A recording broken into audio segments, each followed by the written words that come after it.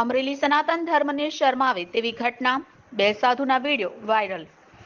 ખાંભા નજીક ખોડિયાર આશ્રમમાં ભગુડાના એક સાધુ આરામ કરતા હતા। અન્ય સાધુએ લૂંટ કરી।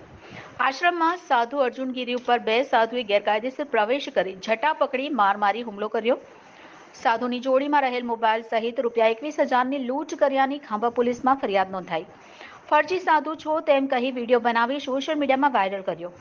ખાંભા પોલીસ દ્વારા ગુનો નોંધી આ બનાવની ગંભીરતાને લઈને ગણતરીના કલાકોમાં પોલીસ દ્વારા આરોપીને ઝડપી પાડી કાયદેસરની કાર્યવાહી હાથ ધરી હતી।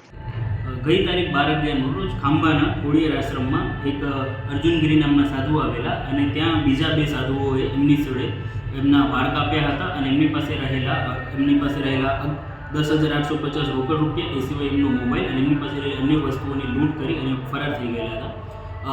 ખાંભા પોલીસે તરત જ આ ઘટનામાં ફરિયાદ દાખલ કરી હતી અને હ્યુમન ઇન્ટેલિજન્સના આધારે હળવદમાં રખાયેલા અર્જુનગીરી સાધુ છે એમની ધરપકડ કરવામાં આવી હતી। આ કામમાં એમના જે સાથે છે બીજા સાધુ છે બ્રિજેશ ગરી, એમને પણ આઈડેન્ટિફાઈ કરી લેવામાં આવ્યા છે અને એમને પણ તુરંત જ ધરપકડ કરવામાં આવશે। રિપોર્ટર સંજય વાળા, સ્મિતા ન્યૂઝ, ધારી।